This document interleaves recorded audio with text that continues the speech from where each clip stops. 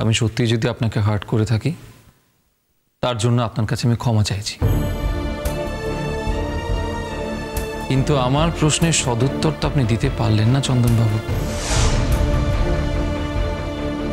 আপনি আমাকে কোনো স্পেসিফিক কোয়েশ্চেনও করে উঠতে পারেননি। আপনি বারবার আমাকে ফাঁদে ফেলার চেষ্টা করেছেন, আপনি আমাকে লিড করানোর চেষ্টা করেছেন যাতে এটা প্রমাণিত হয় যে আমি অদ্রিজাকে মানসিকভাবে অত্যাচার করেছি আর মেঘলাকে প্রয়োজনের থেকে বেশি প্যাম্পার করেছি।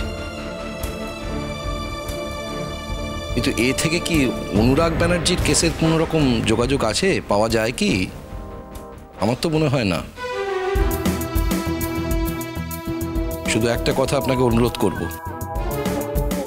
ভবিষ্যতে এই ধরনের কেসে এই কথাগুলো যখন বলবেন তখন মনে রাখবেন যে একজন বাবা অনেক যন্ত্রণা পেয়ে তার সন্তানকে পরিত্যাগ করে।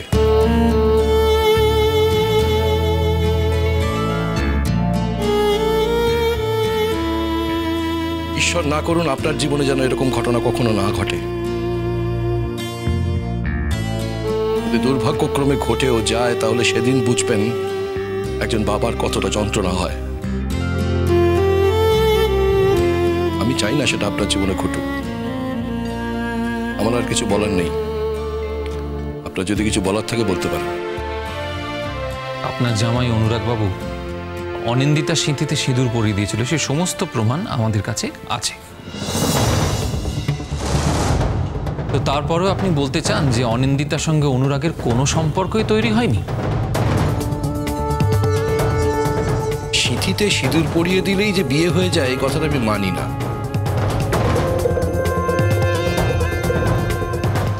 সিঁথিতে সিঁদুর পরানোর তো একটা রিচুয়াল, ওটা যে কেউ যাকে তাকে পড়াতে পারে, তাতে মনের মিল থাকুক বা না থাকুক।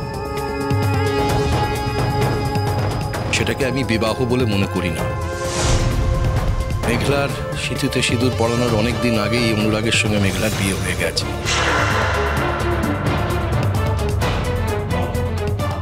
আর কারণ ওরা দুজনে মনে মনে একে অপরকে ভালোবেসেছে, মনের মিল হয়েছে।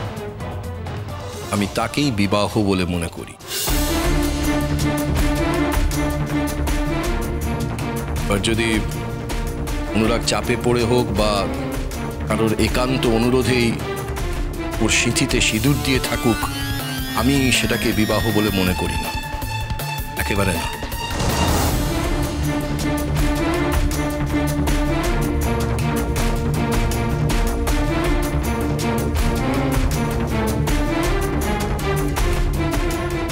কোর্টের কাজ আজ এখানেই শেষ হলো।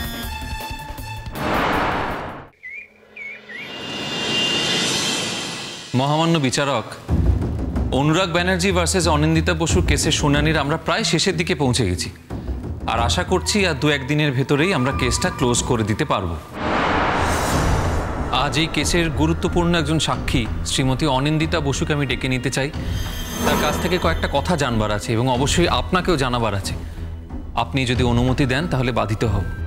অনুমতি দেওয়া হলো। শ্রীমতী অনিন্দিতা বসু, আপনি এখানে আসুন।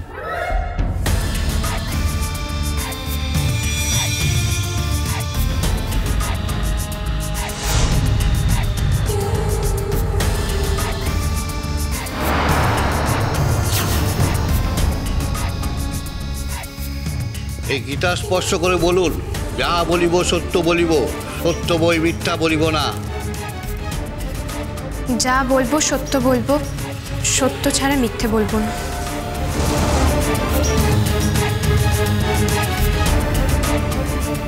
অনিন্দিতা,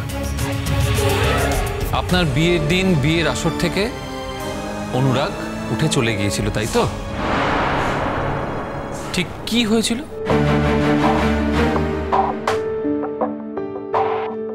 দেখুন স্যার, আমার সাদা মনে কাদা নেই, তার জন্য আমি আমার বিয়েতে মেঘলাকেও ইনভাইট করেছিলাম। অথচ মেঘলা ও কিন্তু তার মধ্যে আমাকে একবারের জন্য এটা বলেনি যে ওর আর অনুরাগের বিয়ে হয়েছিল। অনুরাগ ওর স্বামী। আমার বিয়ের দিন যখন সকলে খুব আনন্দ করছে, খুব হৈ হৈ করছে, ঠিক সেই সময় মেঘলা ওদের মধ্যে থেকে বেরিয়ে চলে যায়। আমার মণিমার কাছ থেকে শুনেছি যে মণিমা ওকে খাওয়ার কথা বলেছিল, কিন্তু ও তখন বলছিল যে ওর ভালো লাগছে না, ও চলে যাবে। ও আমার আর অনুরাগের সাথে দেখা করতে এসেছিল। তখন অনুরাগের হাতের ওপর আমার হাত, আমাদের বিয়ে হচ্ছে, আর তারপরই সিঁদুর দানের পালা। মেঘলা আমাদের সাথে দেখা করে চলে যায়, কিন্তু ঠিক তারপর থেকেই আমি অনুরাগের বিহেভিয়ারের মধ্যে একটা চেঞ্জ দেখতে পেলাম। ওর কিন্তু বিয়ের দিকে কোনো মন ছিল না, কোনো নজরই ছিল না। ওর নজর ছিল মেঘলার চলে যাওয়ার দিকে, ওই দিকেই তাকিয়েছিল।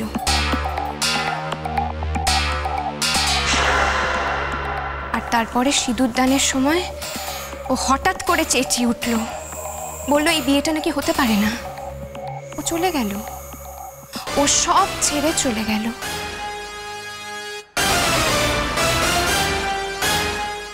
বেশ, সেদিনের কথা গেল। আমরা ধরে নিচ্ছি যে অনুরাগের স্মৃতি হারিয়ে গিয়েছিল এবং স্মৃতি ফিরে আসার পর সে মেঘলাকে খুঁজতে শুরু করে এবং সেই জন্য সে তার বাড়ি চলে যায়। এত অবধি ঠিক আছে, বোঝা গেছে এত অবধি। আমার দ্বিতীয় প্রশ্ন আপনাকে, অনুরাগ যখন আলটিমেটলি আপনার স্মৃতিতে সিঁদুর পরিয়ে দিল সেটা কবে, মানে প্রথম ঘটনার এক্স্যাক্টলি কতদিন পর? এই ঘটনাটার মাসখানেকের মধ্যেই আমি খুব অসুস্থ হয়ে পড়ি। আমার তখন শরীর মাঝে মাঝেই খারাপ হতো, আমার কিচ্ছু ভালো লাগতো না। বিষণ্ণ হয়ে ঘরে বসে থাকতাম, এমনকি আমার গান গাইতেও ইচ্ছে করতো না। এরকম একটা সময় একদিন অনুরাগ আমাদের বাড়িতে আসে। আমার মণিমা আর জেঠুন বলেন সামনে একটা বড় প্রতিযোগিতা আছে আর সেটাতে আমি গান গাইব। ওনারা অনুরাগকে বলে যে অনুরাগ কি চায় না যে আমি এই প্রতিযোগিতায় যাই। তখন অনুরাগ আমাদের বলে যে ও আমাকে গান গাইতে নিয়ে যাওয়ার জন্যই এখানে এসছে।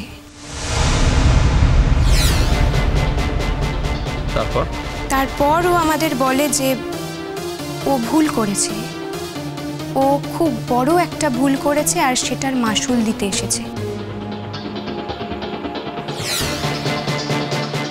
ন্যাচারালি আমার মণিমাও জিজ্ঞেস করে যে কি ভুল, কি সেরই বা মাসুল। তখন ও বলে যে ও বিয়ের আসর থেকে চলে এসে ভুল করেছে।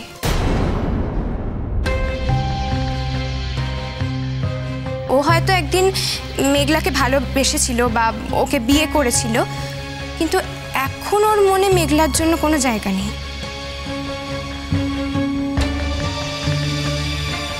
ও আমাকে বলে যে ও আমার সাথে থাকতে চায়, ও আমাকেই ভালোবাসে, আমি ওর স্ত্রী।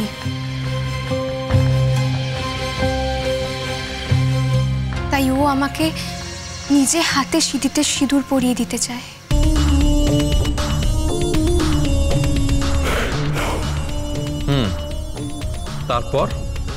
তারপর সেই মুহূর্তের জন্য আমার মনে হয়েছিল যে আমার মধ্যে 1000 গুণ বল ফিরে এসছে। আমি খুব আনন্দ পেয়েছিলাম, বিশ্বাস করুন, খুব। আমি তো এটাই চেয়েছিলাম, আমি এই দিনটার জন্যই তো অপেক্ষা করেছিলাম। মনে মনে তো আমি অনুরাগকে স্বামী হিসাবে জায়গা দিয়েছি। আমি অনুরাগকে ছাড়া আর কাউকে স্বামী বলে ভাবতে পারি না। আমাদের বিয়ের সবকিছুই হয়ে গেছিল, মানে শুধুমাত্র সিঁদুরটুকুই পরানো বাকি ছিল। ঠিক বাকিও ছিল না, সিঁদুর পরানোর মুহূর্তেই ঘটনাটা ঘটেছিল। আর ওটা কিন্তু আমার কাছে সিঁদুর পরানোই ছিল। সেদিন থেকেই অনুরাগের দেওয়া সিঁদুর আমি পরে থাকতাম। সমস্ত বিবাহ চিহ্ন আমি বহন করতাম। আর তারপর যেদিন আমাকে অনুরাগ সবার সামনে, মানে আমার জেঠুন, মণিমা সবার সামনে আমাকে সিঁথিতে নিজের হাতে সিঁদুর পরিয়ে দিল, সেদিন আমার আর কিছু বলার ছিল না ওকে। আমি শুধু কাঁদছিলাম। দাঁড়ান, এই যে আপনি বললেন যে অনুরাগ আপনার স্মৃতিতে খুব যত্ন করে সিঁদুর পরিয়ে দিয়েছিলেন, তো এর কোনো ডকুমেন্ট আপনি দিতে পারবেন? নিশ্চয়ই পারবো। আমার কাছে ডকুমেন্ট আছে। খুব ভালো কথা, দিন।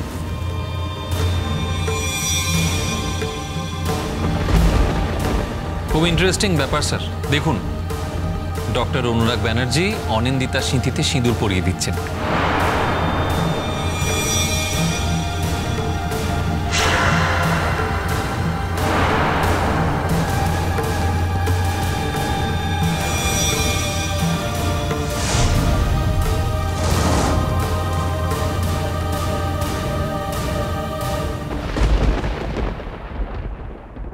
আপনার জেঠু বলেছেন যে সেই সময় অনুরাগ রক্তাক্ত অবস্থায় ছিল এবং অচেতন অবস্থায় ছিল, রাইট?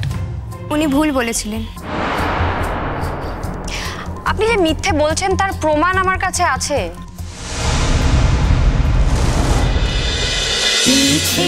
নদী